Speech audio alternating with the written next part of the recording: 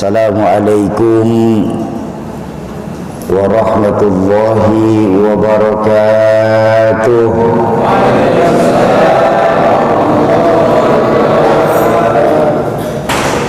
Alhamdulillahilladzi khalaqal mauta wal hayata liyabluwakum ayyukum ahsanu amala. Wassalatu wassalamu ala sayyidina Muhammadin al-Mustafa wa ala alihi wa ashabihi ahlus sidqi wal wafa, amma ba'du. Yang saya muliakan para alimul ulama, para asatiz dan ustazat, para hujjaj, para sepuh dan bini sepuh, segenap tengku, wabil khusus pengurus ketua BKM Masjid Al-Fitrah Asrama TNI Mukarram Ustadz Wahyudi. Mudah-mudahan Allah panjangkan usia beliau dalam mengabdi di Masjid Al-Fitrah ini. Amin ya rabbal alamin. Yang saya hormati para tokoh-tokoh masyarakat, segenap Tentara Nasional Indonesia,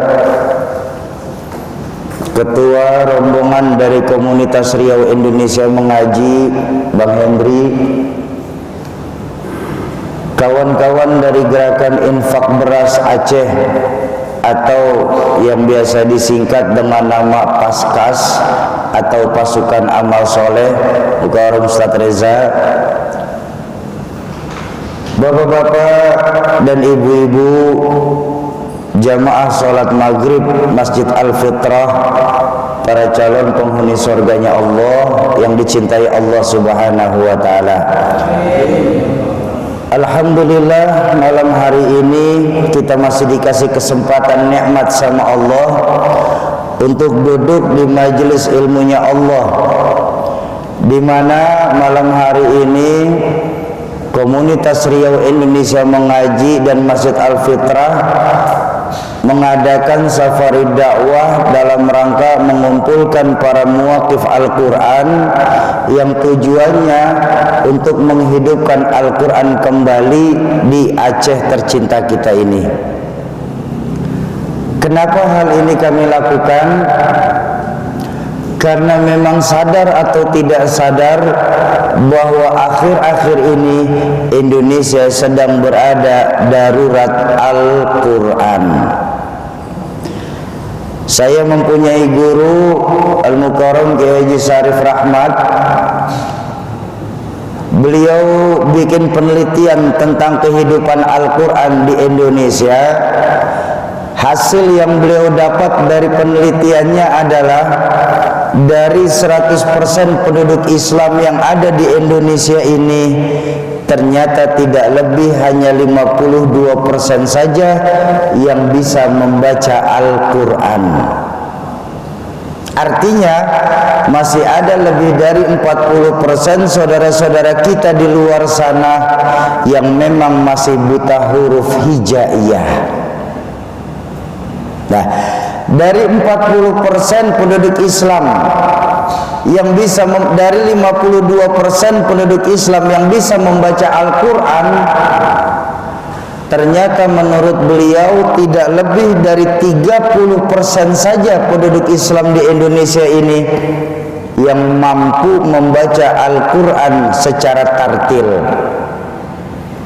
Artinya tartil, tepat tajwidnya, fasih makhrajul hurufnya. Memangnya harus Sauki kita membaca Al-Quran secara tartil? Harus. Karena apa? Dua perkara. Pertama, kita diperintahkan dari Al-Quran langsung, warattilil Qur'ana tartila. Baca Al-Quran itu secara tartil. Artinya tartil, saya bilang tadi, tepat tajwidnya, fasih makhrajul hurufnya. Itu yang pertama. Yang kedua, memang disadari bahwa bahasa Arab beda dengan bahasa lain di dunia ini, Pak. Dalam bahasa Arab kita beda pelafazan saja bisa mengakibatkan beda arti. Contoh, nama saya yang dikasih sama orang tua saya adalah Syauqi, menggunakan shin. Artinya kalau menggunakan shin itu kerinduan. Tapi kalau ada orang memanggil saya Syauqi menggunakan sin, maka jadinya saya pasar. Jadinya pasar nama saya. Syauqi menggunakan sin, itu pasar. Tapi kalau ada orang yang memanggil saya dengan nama Syauqi menggunakan sin, maka jadinya saya duri. Bayangkan, itu dari nama, apalagi dalam membaca Al-Quran. Maghdubi dengan magdubi itu beda arti. Iya dengan iya beda arti. Itulah bahayanya kita. Makanya kita diperintahkan dalam Al-Quran, warattilil Qur'ana tartila. Baca Al-Quran itu secara tartil, tepat tajwidnya, fasih makhrajul hurufnya. Tapi ternyata hanya 30% saja penduduk Indonesia yang bisa membaca Al-Quran secara tartil. Nah, dari 30% penduduk Islam di Indonesia yang mampu membaca secara tartil, ternyata tidak kurang dari 14% saja penduduk Islam di Indonesia ini yang mampu menerjemahkan Al-Quran secara ilmu, baik ilmu tafsir, baik ilmu hadis maupun ilmu alat.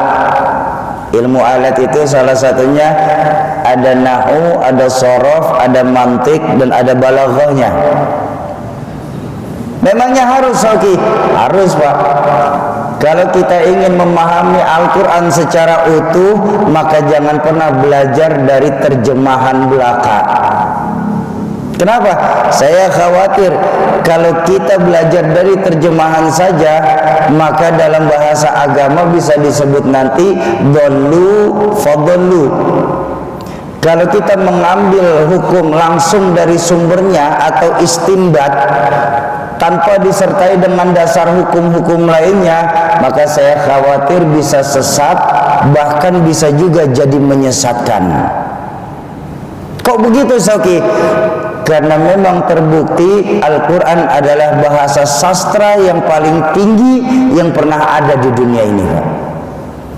Nah, bukankah setiap nabi saat diutus sama Allah itu di umatnya sesuai dengan kesukaan umatnya? Contoh, Nabi Musa. Ketika Nabi Musa diutus ke umatnya, umat Nabi Musa saat itu lagi senang dengan yang namanya sihir. Makanya mukjizat terbesar dari Nabi Musa, tongkat yang bisa berubah jadi ular.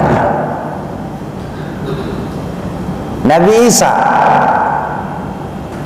ketika Nabi Isa diutus sama Allah, umatnya saat itu lagi cenderung menyukai ilmu-ilmu pengobatan.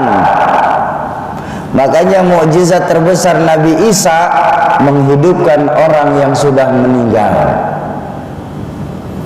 Pun baginda Rasulullah Sallallahu Alaihi Wasallam, ketika beliau diutus ke dunia ini, Jazirah Arab saat itu lagi senang dengan yang namanya syair. Makanya mukjizat terbesar yang diturunkan kepada baginda Nabi oleh Allah berupa Al-Quranul Karim. Jadi untuk mempelajari Al-Quran nggak cukup dari terjemahan-terjemahan keluaran Kementerian Agama.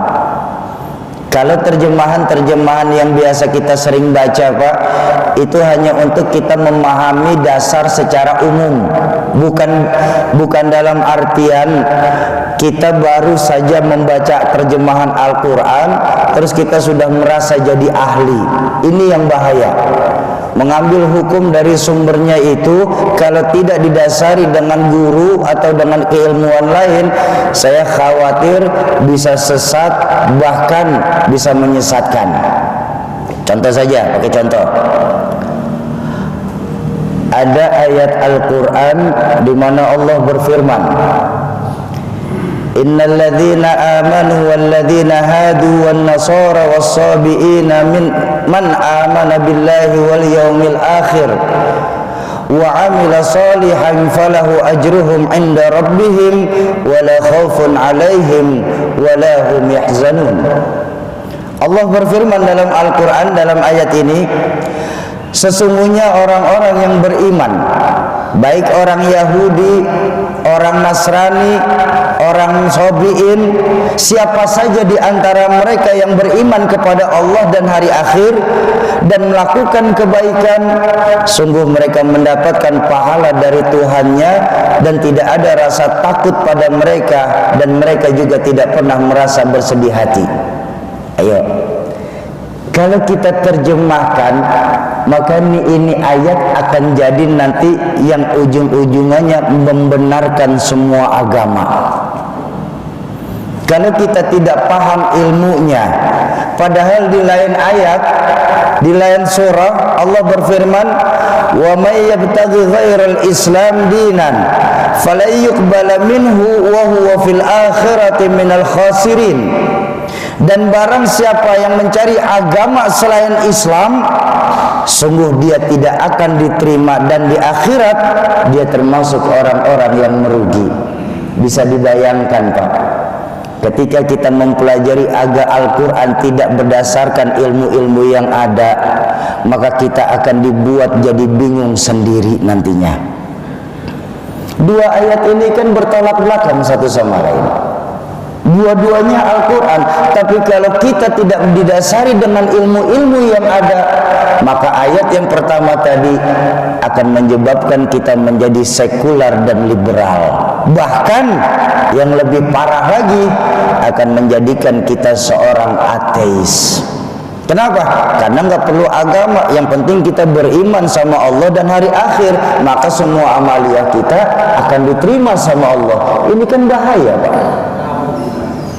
Itulah tujuannya, makanya Al-Quran harus dipelajari berdasarkan ilmu, baik tafsir, baik asbabul nuzul, baik asbabul wurud, maupun mustalahul hadis dan ilmu-ilmu alat lainnya, mantik, bayan, balaghah, nahwu dan shorof. Nah, baik. Itu tapi hanya 14% yang ada di Indonesia yang mampu menerjemahkan Al-Quran secara ilmu. Nah, yang prihatin apa? Nih, yang prihatin lagi, dari 14% penduduk Islam yang bisa mengartikan secara ilmu, ternyata Bapak Ibu sekalian, tidak lebih hanya 4% saja penduduk Islam di Indonesia ini yang mampu mengamalkan isi kandungan Al-Quran itu sendiri. Makanya kalau Bapak Ibu ingat omongan orang tua saya dulu, Rahmatul Abrar Ki Zainuddin MZ pernah bilang begini, berapa banyak orang sekarang ini, Pak, yang bisa membaca Al-Quran dengan suara merdu dapat piala, tapi yang mengamalkan Al-Quran secara utuh justru dipenjara. Nah, atas dasar itu ada sekelompok anak-anak muda yang berangkat dari Pekanbaru, Provinsi Riau, datang silaturahmi ke Aceh ini untuk mengumpulkan lagi wakaf Al-Quran yang tujuannya untuk menghidupkan kembali Al-Quran di tengah-tengah kita. Makanya kami berharap Bapak Ibu mau ikut berpartisipasi dalam rangka wakaf Al-Quran yang diadakan Masjid Al-Fitrah dan komunitas Riau Indonesia Mengaji malam hari ini. Bapak Ibu jamaah ma'asyiral muslimin dan muslimat, para calon penghuni surganya Allah yang dicintai Allah Subhanahu wa ta'ala. Satu hari Al-Imam Hasan Al-Basri Ketika sedang berjalan-jalan di satu tempat, beliau dihadang oleh beberapa jamaah. Assalamualaikum Imam. Waalaikumsalam Pak. Dari Banda Aceh waktu saya nanya. Waalaikumsalam Pak. Ada apa? Saya mau tanya Imam. Mau tanya apa? Kenapa si Imam sampai sekarang ini doa-doa kami ini belum dijawab sama Allah? Permohonan kami ini belum dikabul sama Allah. Permintaan kami ini belum dilaksanakan sama Allah, belum ditunaikan sama Allah. Padahal kami di Banda Aceh ini Imam, untuk sholat walaupun tidak berjamaah dan melakukan di akhir waktu, kami selalu mengusahakan untuk sholat. Betul. Sedekah sekecil-kecilnya 5.000 rupiah setiap Jumat kami titipkan di Masjid Al-Fitrah. Iya kan? Iya. Sama yatim, walaupun cuma setahun sekali di bulan Muharram, kami ikut santunan yatim Imam. Begitu banyak perbuatan baik yang kami lakukan, tapi kok kami merasa sampai sekarang ini doa-doa kami ini belum dijawab Imam sama Allah. Bukankah Allah sudah berfirman dalam Al-Quran Imam, Ud'uni astajib lakum, mintalah kepadaku maka aku kabulkan permohonanmu. Tapi kok kami merasa di Banda Aceh ini Allah belum mengabulkan doa kami Imam. Apa mungkin ayat Qur'annya yang salah? Padahal Allah Maha benar. Atau mungkin Allah ini lagi terlalu sibuk Imam, sampai doa kita masuk waiting list, daftar tunggu. Mendengarkan pertanyaan tersebut, Imam Hasan Al-Basri tersenyum. Beliau berkata, jamaah Masjid Al-Fitrah Asrama TNI, ya Imam, apakah kita tahu sesungguhnya yang menyebabkan doa-doa kita belum dijawab sama Allah? Iya kita sholat, iya kita sedekah, iya kita santuni yatim, iya kita duduk di majelis ilmu, iya kita banyak melakukan perbuatan-perbuatan baik lainnya. Tapi tahukah kita kenapa sampai sekarang ini doa-doa kita ini belum dijawab sama Allah? Tidak tahu Imam, makanya kami tanya. Yang menyebabkan sampai sekarang doa kita belum dijawab sama Allah, itu dikarenakan hati kita mati, kata Imam Hasan Al-Basri ini Pak. Dari hati yang mati, bagaimana strum doa itu bisa sampai ke hadirat Allah Azza wa Jalla? Pakai contoh saja, pakai contoh. Ini mic mulut saya ada strumnya nih. Ada nggak strumnya? Ada nggak? Terlihat? Kok bisa tahu? Ada suara. Strumnya memang nggak terlihat, tapi gejala dari strum yang terlihat. Ini lampu ada strumnya nih, nyala. Itu AC ada strumnya tuh, dingin. Ya kalau begitu, anak-anak kita pun paham. Di mana-mana kalau ada strum, mic pasti bunyi. Betul. Kalau ada strum, lampu nyala. Kalau ada strum, AC dingin. Kalau begitu ceritanya, kalau memang punya iman, sujud yang benar, jangan di akhir waktu sholatnya. Kalau punya iman, sedekah yang berani, jangan cuma 5.000 setiap hari Jumat. Sudah sedekah seminggu sekali 5.000, pengen masuk surga. Surga mana 5.000 Pak? Bakso 1.500, surga 5.000. Ini pelecehan nama surga namanya nih. Baik. Tapi sekali lagi, itu kalau jalurnya benar. Kalau jalurnya benar. Sekarang saya ajak berbanding terbalik. Strum ada, tapi mic nggak mau nyala. Kata teknisi di belakang, oh Syauki, mic yang itu koslet namanya. Betul? Apa namanya? Koslet. Strum ada, lampu nggak mau nyala, lampunya koslet. Strum ada, AC nggak dingin-dingin, AC-nya koslet.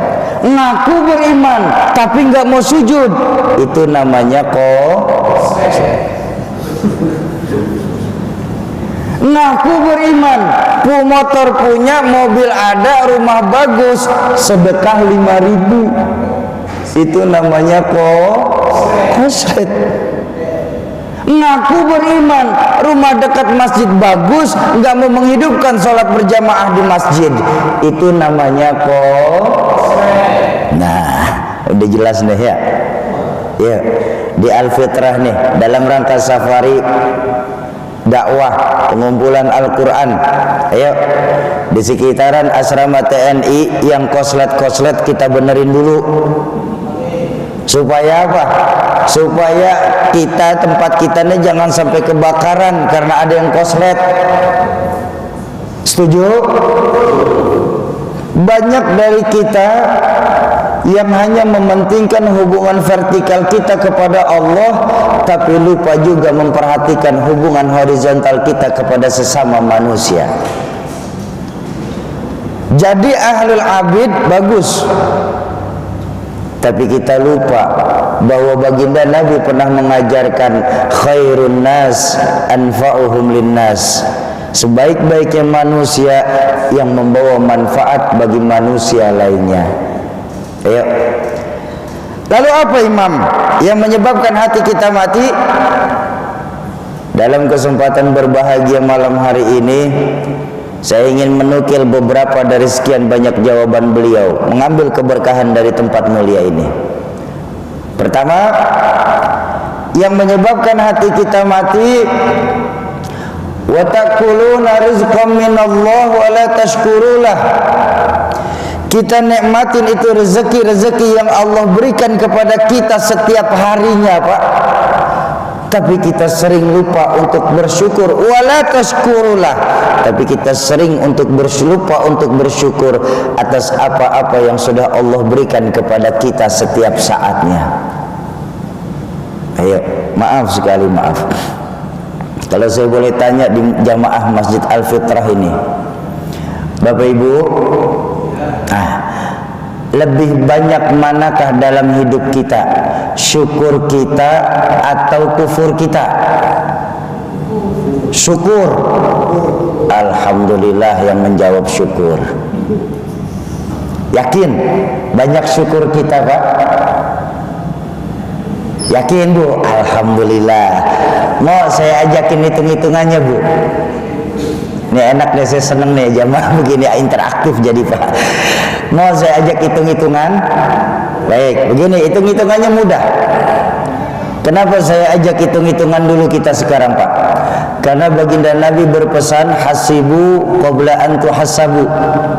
Biasakan diri kita ngitung amal kita sendiri, Pak, sebelum nanti Allah yang menghitungnya.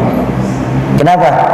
Saya khawatir ketika sudah Allah yang menghitung amal kita di dunia ini, Pak, tidak ada celah sedikit pun dari kita untuk melarikan diri dari hitungannya Allah, Pak. Baik, hitungannya mudah, Bu. Begini hitungannya. Dari 24 jam yang Allah berikan kepada kita, semua kita kan di sini dikasih waktu 24 jam ya? Betul? Baik. Ada yang 23 jam setengah? Enggak ada. Yang 23 jam 40 menit? Enggak ada. Berarti sepakat dulu kita nih bahwa kita dikasih waktu 24 jam sama Allah. Mulai dari kita bangun tidur sampai kita tidur kembali. Bahkan maaf, tidur itu sendiri bagian dari nikmat Allah. Tapi sudah diulang-ulang dalam Al-Quran, Pak, berpuluh-puluh kali. Fabi ayyi ala'i rabbikuma. Berapa banyak nikmat-nikmat Allah yang sering kita dustakan. Saya yakin masih banyak nih syukur saya, Sauki. Baik, begini. Kalau memang masih banyak syukur kita, ayo sama-sama kita bermuhasabah nih malam hari ini. Dari 24 jam yang Allah berikan kepada kita, kita pecah menjadi beberapa bagian. untuk membuktikan kita syukur sama Allah atau tidak. Baik. Waktu normal untuk beristirahat menurut ilmu kesehatan berapa lama? 8 jam. 8 jam. Buang 8 jam pertama. Waktu normal untuk bekerja pun menurut profesional 8 jam. Kecuali tentu TNI. TNI nggak ada jam kerja. Ya, tapi untuk profesional kita 8 jam. Lebih dari 8 jam hitungannya lembur. Baik. Dari dua itu saja udah kelihatan. 8 jam pertama kita buat istirahat, 8 jam kedua kita buat bekerja. Kan masih ada 8 jam terakhir, Pak. Ayo Bapak Ibu, malam hari ini kita fikirin, kalau memang benar kita mau adil sama Allah. Oh iya, sebentar, azan dulu. Oh belum? Oh kecepatan.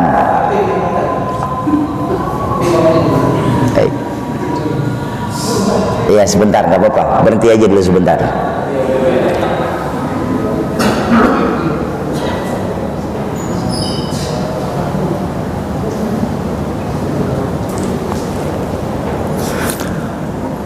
Bapak Ibu, baik, karena sudah masuk Isya, saya ingin menjelaskan sedikit.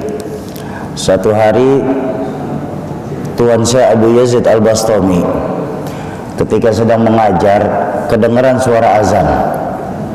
Beliau berdiam diri sebentar, kemudian melanjutkan pelajarannya. Selesai pelajaran, menghidupkan sholat berjamaah. Selesai sholat berjamaah, ada santri yang tidak puas dengan kondisi yang saat itu berlangsung. Bertanyalah santri ini kepada Tuan Syekh Abu Yazid Al-Bastami. Tuan Syekh, ya, saya mau tanya, kenapa? Bukankah sholat di awal waktu itu keutamaan? Tuan Syekh Abu Yazid Al-Bastami tersenyum. Beliau berkata, yang tadi kita lakukan juga pahalanya nggak kurang besar dengan sholat di awal waktu. Artinya apa Pak? Ini saya bikin pagar saja dulu. Bikin pagar, jangan sampai nanti ketika ada orang lewat di sini belum sholat Isya, masih kedengaran orang ceramah, nanti orang menyangka itu Sauki sudah gila tuh. Orang sudah waktunya sholat Isya belum sholat juga. Enggak begitu Pak. Jadi maksud saya, sholat Isyanya kita agak mundurin sedikit demi kesempurnaan acara ini. Setuju? Baik. Insya Allah pahala yang kita lakukan saat ini juga enggak kalah dengan sholat di awal waktunya. Bapak Ibu jamaah ma'asyiral muslimin dan muslimat, para calon penghuni surganya Allah yang dicintai Allah Subhanahu wa taala. Baik. Masih ada sisa 8 jam terakhir.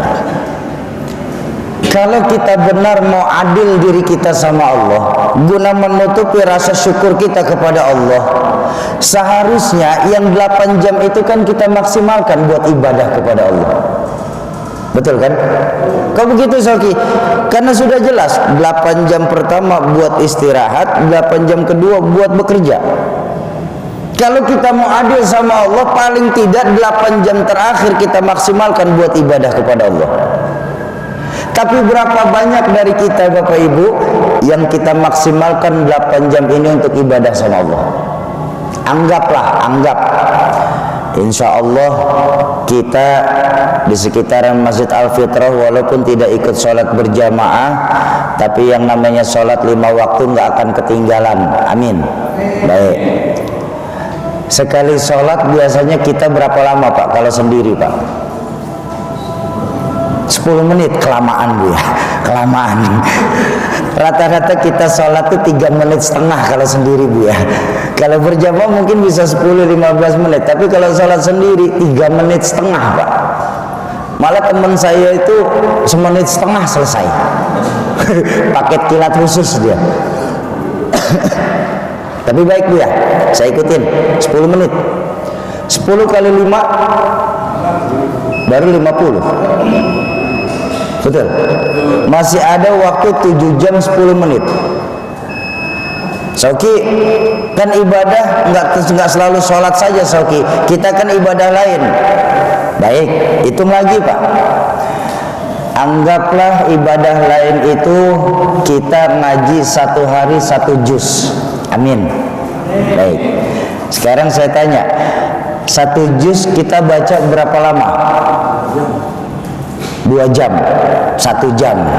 Saya ngaji 1 jam. 2 jam. Baik, 2 jam. Baru 2 jam 50 menit. Masih ada sisa 4 jam 10 menit. Masih ada sisa 5 jam 10 menit. Oke, kan ibadah nggak harus di atas sejadah. Baik. Terus silaturahmi kan bagian dari ibadah juga. Baik. Sekarang saya tanya, biasanya kita kalau silaturahmi mampir ke rumah kawan berapa lama? 1 jam. Kelamaan 1 jam. 1 jam itu kalau kitanya yang nggak betah atau tuan rumahnya yang pengen ngusir tapi nggak enak. Tapi baik, 1 jam. 1 jam. Baru 3 jam 50 menit. Masih ada sisa 4 jam 10 menit.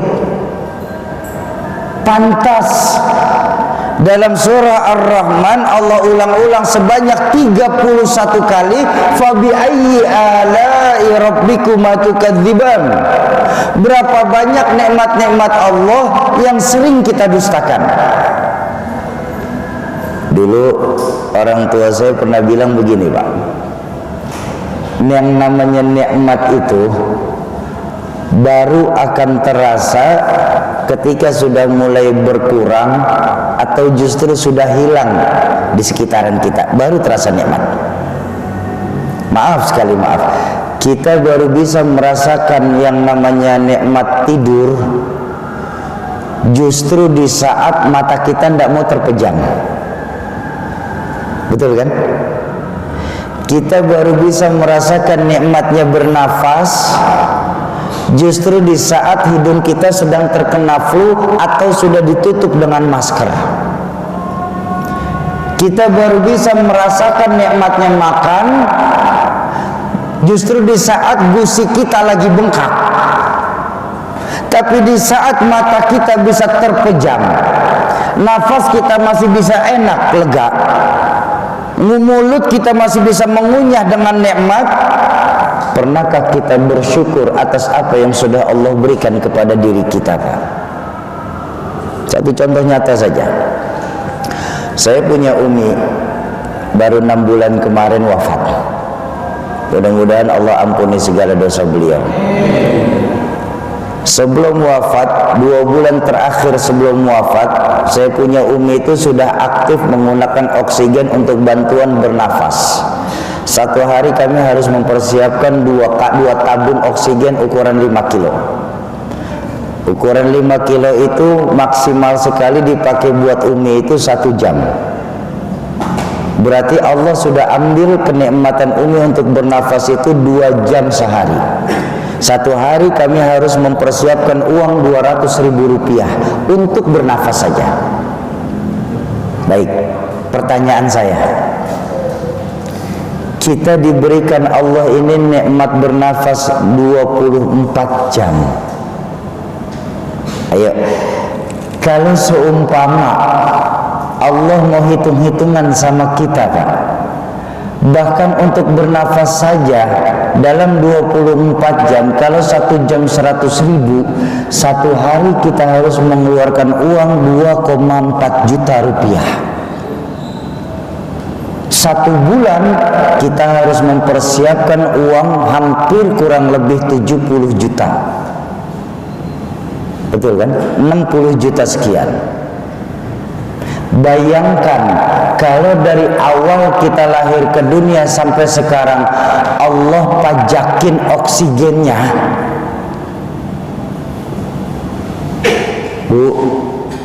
Bu, bahkan dalam bernafas pun kita suka tidak bersyukur sama Allah. Yakin masih banyak syukur kita daripada kufur kita. Pantas, Pak. Saya punya guru pernah mengajarkan begini, ada 2 amal, di mana nilai pahala sama timbangan dosa Allah nggak kasih tahu. Tapi justru kita sering terjebak dalam menyepelekan dan mengecilkan dua amal ini. Ya maaf, ini kita dalam ibadah saja masih suka hitung-hitungan sama Allah, Pak. Biasanya kita tuh ibadah nyari yang afdolnya. Ya, kayak sholat berjamaah, kita nyari yang afdol, Pak. Kalau nggak maghrib ke isya, terus subuh, zuhurnya biasanya kita nggak mau ikut berjamaah. Ini kebiasaan di Jakarta, tapi di Jakarta, di Banda Aceh sih sama.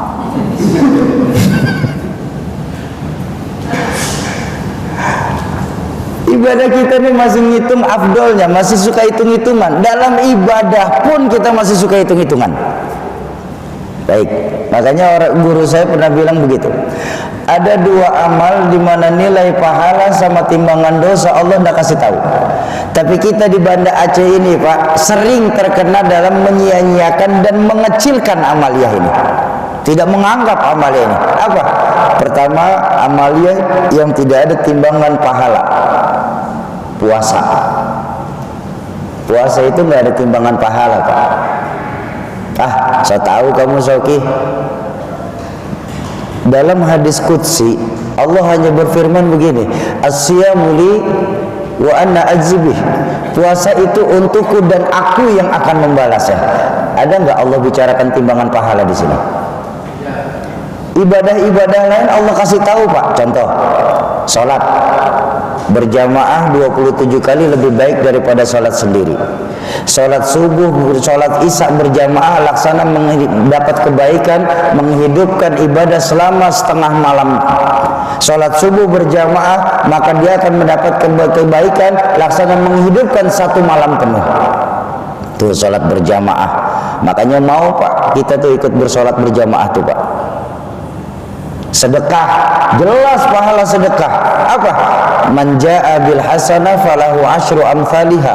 Siapa yang berbuat satu kebaikan, Allah akan lipat gandakan 10 kali lipat. Satu berbalas 10. Makanya mau tuh kita bersedekah walaupun cuma 5.000, itu pun setiap Jumat. Santuni yatim, mau kita, Pak. Kenapa? Pahalanya jelas. Baginda Nabi menjelaskan dalam hadis, ana wa kafilul yatama kahatin. Aku dan penyantun anak-anak yatim seperti dua jari ini nanti di dalam surga. Bareng tidak akan misah. Jelas pahalanya. Makanya mau, Pak, walaupun cuma setahun sekali di bulan Muharram, kita ikut santunan yatim. Haji, apalagi haji, jelas pahala haji itu. Apa? Laisa jazaa'un illal jannah. Tidak ada pahala haji mabrur balasannya kecuali surga. Jelas pahalanya. Makanya mau kita keluarin duit banyak, kita antri sekian tahun, berangkat kita tinggalkan keluarga tercinta di tanah air, sampai di tanah suci harus berdesak-desak dengan jutaan orang. Kok mau? Karena pahalanya jelas, surga. Tapi puasa Allah nggak kasih tahu seberapa besar pahala puasa. Makanya dalam kita berpuasa di Banda Aceh ini sudah dibaca sama baginda Nabi lebih dari 14 abad yang lalu. Apa sabda beliau saat itu? Kam min shaimin. Berapa banyak nanti umatku yang ketika melakukan puasa tidak mendapatkan kebaikan apapun dari puasanya illal ju' wal atas, kecuali cuma sebatas menahan lapar dan hausnya saja. Artinya apa? Puasa sih puasa, tapi ngomongin tetangga jalan terus. Ada yang kayak begitu di sini? Ada apa tidak? Yang mana? Nggak ada, di sini nggak ada. Di kampung saya banyak, di sini nggak ada di kampung saya. Tuh, makanya saya bilang kita curang, Pak. Berapa banyak ketika kemarin kita puasa, ibadah puasa kita itu, Pak, ibarat kalau benda tuh bedug. Apa di sini bedug? Tambuh ya. Nah, ibadah kita macam ibadah tambuh, Pak. Tahu tambuh? Tambuh itu depannya saja yang rapat, Pak, belakangnya bolong. Betul kan? Artinya Artinya apa?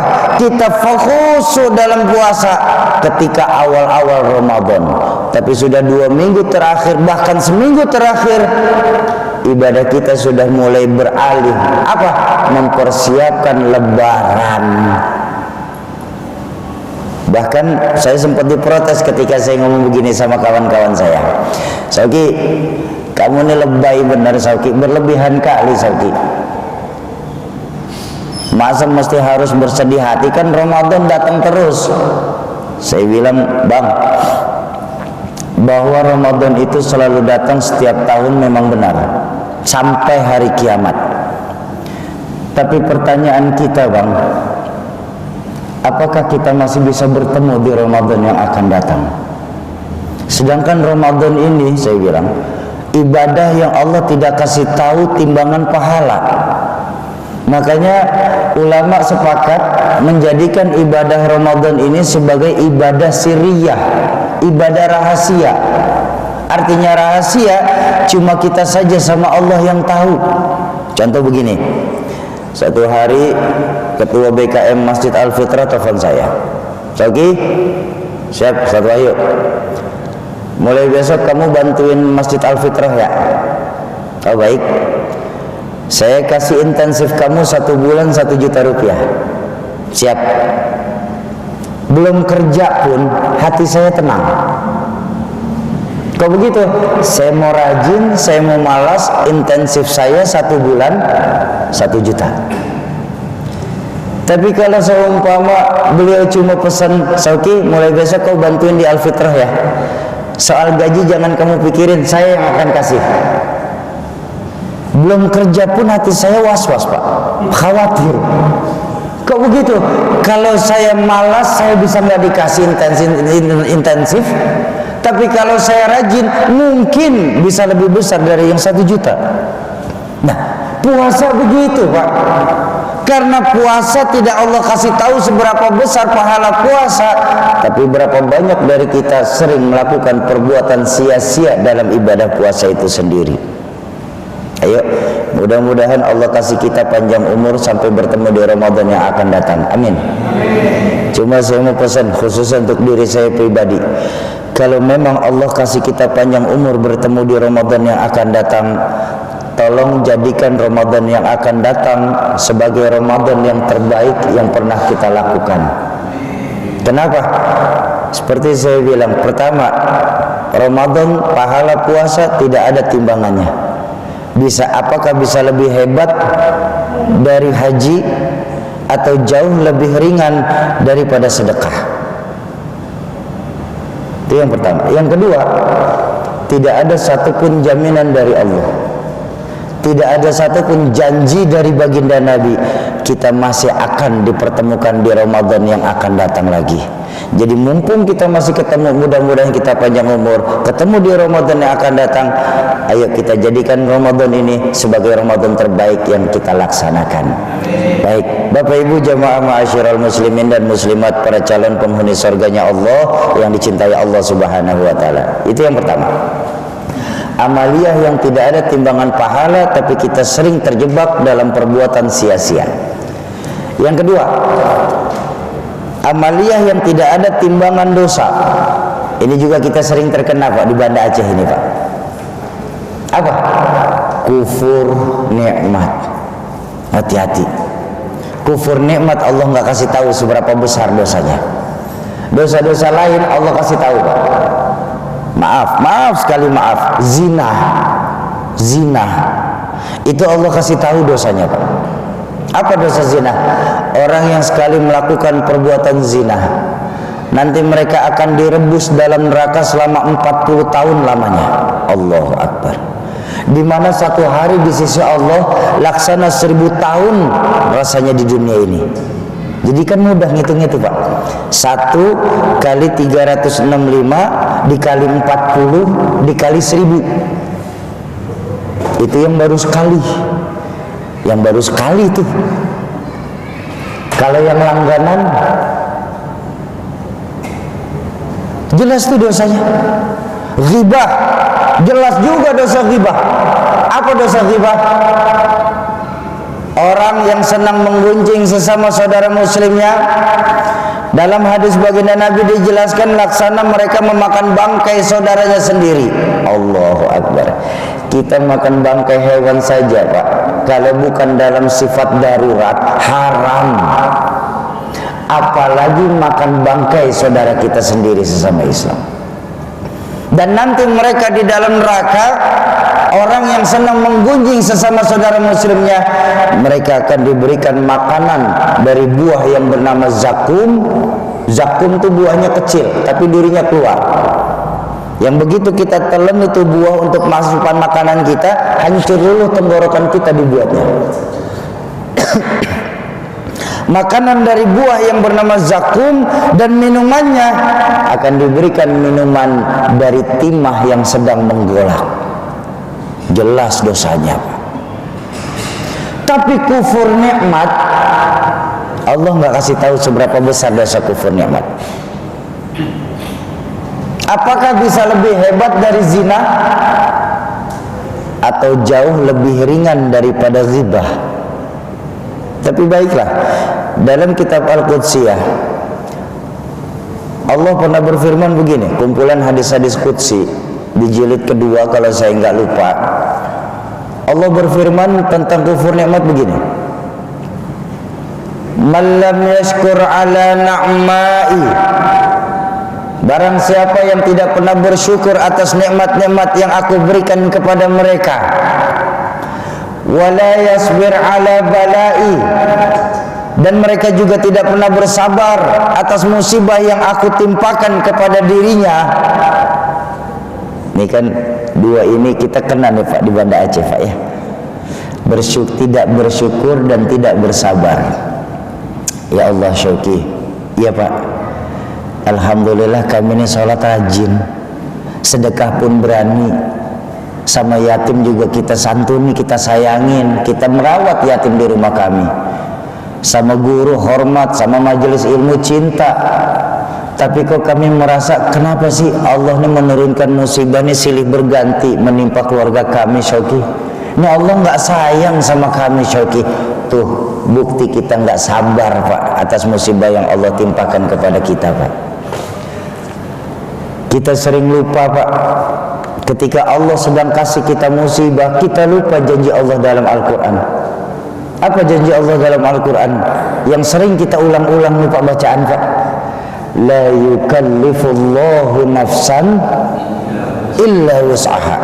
Sungguh Allah tidak akan memberikan bencana, Pak, kalau kita orang Banda Aceh nggak sanggup. Jadi yakinlah, ketika Allah kasih kita bencana, Allah kasih kita musibah, kita akan sanggup melewatinya. Karena janji Allah dalam Al-Quran, fa inna ma'al usri yusra. Setiap ada kesusahan, Allah akan bukakan pintu kemudahan untuk kita. Pertanyaannya, yang untuk kita bawa pulang sebagai modal kita, apakah pernah kita mengambil iktibar dari setiap musibah yang menimpa kita? Bukankah guru-guru kita selalu mengajarkan pasti ada hikmah di balik musibah? Pernahkah kita beriktibar dari musibah yang menimpa kita? Bukankah jenis musibah itu ada 3? Musibah itu ada 3 jenis, ya, Bu, Pak.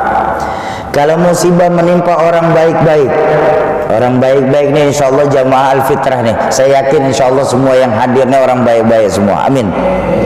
Kalau orang baik-baik model di jamaah Masjid Al-Fitrah dapat musibah, itu namanya ujian, Pak. Ujian. Kenapa diuji? Karena mau naik kelas. Betul kan? Di mana-mana orang mau naik kelas, lewati dulu proses yang namanya ujian. Semakin tinggi kelasnya, maka semakin sulit tingkat ujiannya. Jangan lupa, kunci dari ujian itu cuma 2. Apa? Lulus, lolos. Baru Allah akan angkat derajat kita. Jangankan kita kepada Allah, Pak, Allah mau angkat derajat kita. Maaf sekali, maaf. Kita lihat, kalau kita lihat saudara-saudara kita TNI nih, mau naik pangkat saja lewati dulu sebuah yang namanya ujian. Boleh tanya, antara ujian dari prajurit naik ke tingkatan selanjutnya akan berbeda, Pak. Itu di dunia, apalagi di hadapan Allah. Semakin tinggi kita mau dinaikin kelasnya, maka semakin berat kita. Ujian itu akan menimpa kita. Tapi kuncinya cuma dua, lulus, lolos. Baru Allah angkat derajat kita nanti. Amin.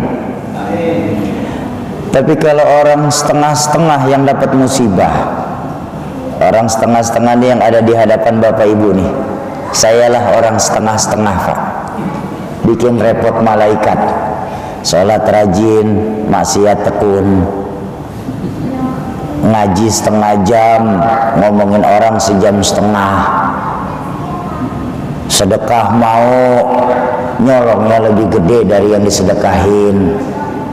Tinggal di dekat masjid, tapi begitu masjid bikin maulid nggak mau ikut berpartisipasi untuk kemakmuran masjid. Ini model saya, Pak. STMJ, sholat tekun, maksiat jalan. Kalau orang model saya dapat musibah, itu bukan ujian namanya. Apa? Teguran. Kenapa saya ditegur? Karena saya sering lalai. Betul. Jangankan kita kepada Allah, Pak. Sekali lagi, karena kita berada di asrama, Pak.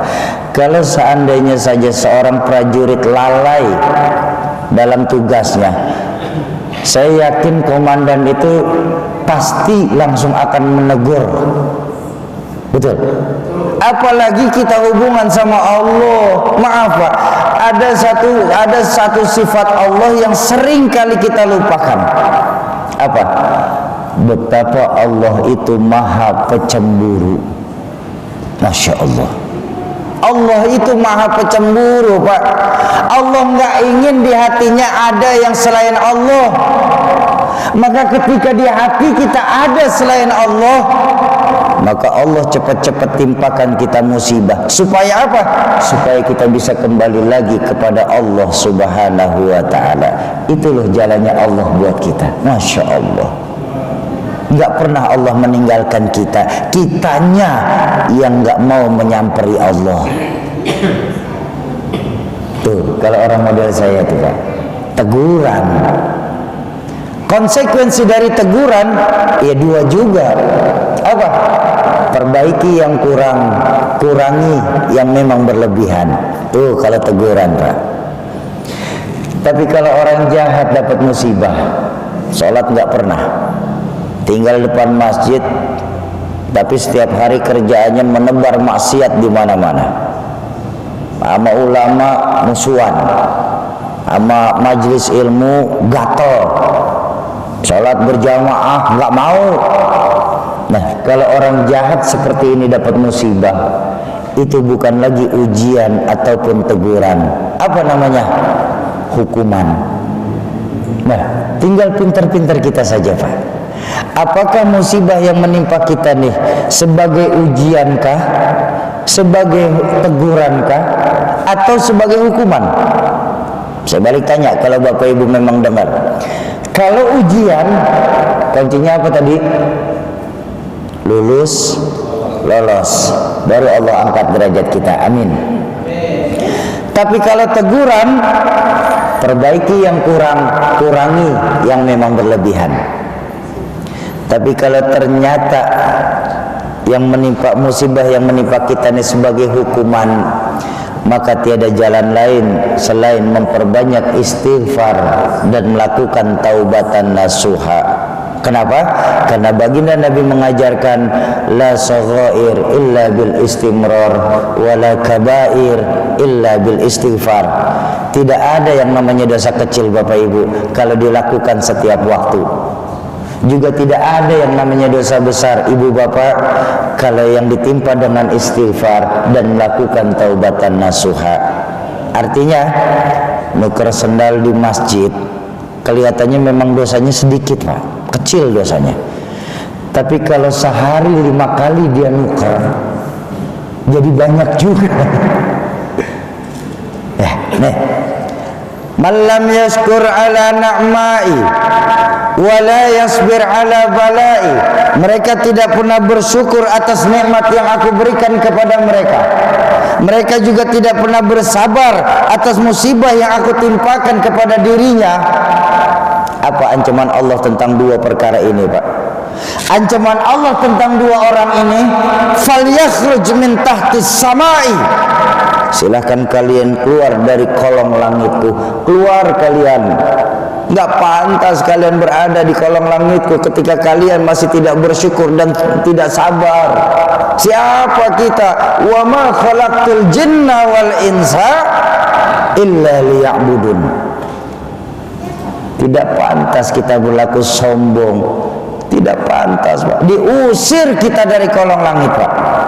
Maaf Bapak Ibu, kalau kita diusir dari Banda Aceh, kita masih bisa pindah, Pak, ke Melabuh. Kita diusir dari provinsi Aceh, kita masih bisa pindah, Pak, ke Jakarta. Bahkan ketika kita diekstradisi dari Indonesia, kita masih bisa minta suaka ke Singapura, Inggris, dan Amerika. Tapi ketika kita sudah diusir dari kolong langit, nak cari langit mana kita berteduh, Pak? Falyakhruj min tahtis samai, silahkan kalian keluar dari kolong langitku. Keluar kalian. Waliyatlub rabban siwaya, cari Tuhan selain aku, kata Allah. Betapa Allah murka sekali akan orang yang kufur nikmat. Bapak Ibu, ayo kita mulai malam hari ini. Ketika kita semua sudah naik ke tempat tidur kita masing-masing, biasakan diri kita ini bertanya kepada hati kita, bukankah hati kita ini sering lalai kepada Allah? Biasakan sebelum tidur kita tanya sama hati kita, wahai hati yang sering lalai, lebih banyak manakah saya ini? Syukur sayakah atau justru kufur sayakah? Bapak Ibu jamaah ma'asyiral muslimin dan muslimat, para calon penghuni surganya Allah yang dicintai Allah Subhanahu wa taala. Dalam rangka menambah syukur kita kepada Allah malam hari ini, kami membawakan ke hadapan Bapak Ibu proposal investasi akhirat. Inilah investasi akhirat yang paling menguntungkan yang pernah ada di dunia, Pak. Kenapa saya berani bilang ini yang paling menguntungkan? Karena dalam Islam, orang yang membantu orang lain dalam melakukan kebaikan, maka pahalanya sama seperti orang yang melakukan kebaikan itu sendiri. Betul kan ya? Baik. Bapak Ibu memberikan musafir itu makanan untuk berbuka, maka pahala puasanya musafir Bapak akan kedapatan utuh tanpa mengurangi pahala dari musafir itu sendiri. Apalagi Al-Quran.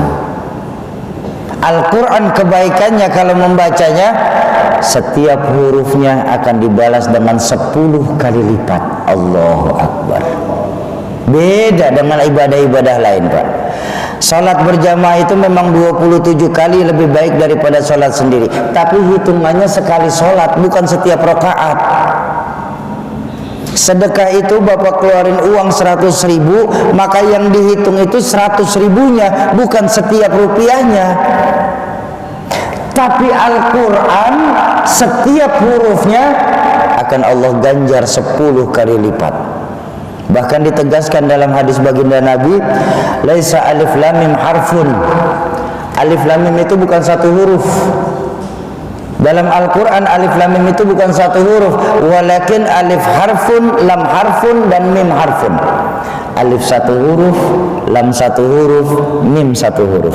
Bayangkan kalau buat saya pribadi, Pak, saya nggak muluk. Saya tetap berharap Al-Quran saya akan dibaca, tapi buat saya pribadi, saya nggak muluk-muluk lah. Cuma seandainya para penghafal Al-Quran membaca Al-Quran yang kita wakafkan, saya wakaf Al-Quran yang dibaca oleh para penghafal Al-Quran, baru mereka mulai pertama saja, Pak. Bismillahirrahmanirrahim. Sudah berapa huruf di situ? 19 huruf. 19 kali 10 190, baru bismillah. Itu baru satu Quran. Bagaimana kalau banyak Quran? Ini loh investasi amalia yang paling menguntungkan buat kita. Selama ini banyak dari kita hanya mementingkan bagaimana hidup enak, tapi lupa mempersiapkan mati nikmat. Allahu Akbar. Bahkan Pak, hidup ini kan hanya sebuah perjalanan panjang, betul ya? Perpindahan dari satu tempat ke tempat yang lain. Di situ kita masing-masing memerlukan bekal kita. Bekal kita, amal yang kita lakukan di dunia ini. Bekal kita, amal yang kita lakukan di dunia ini, mumpung kita masih ada di dunia. Bukankah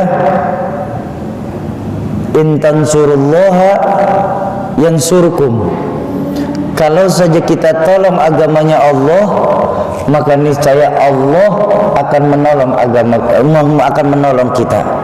Ketika Allah yang sudah membantu kita, menolong kita, maka yakinlah, jangankan hanya untuk urusan dunia, sampai akhirat pun Allah akan kita tetap perlu pertolongan Allah Subhanahu wa taala. Bagaimana proses donasi Al-Qur'an pada malam hari ini? Nanti langsung akan dijelaskan oleh abang saya, Bang Hendri. Saya mohon maaf untuk istirahat terlebih dahulu, sambil nanti selesai wakaf Al-Quran kita akan menghidupkan sholat Isya berjamaah. Silahkan Bang Hendri.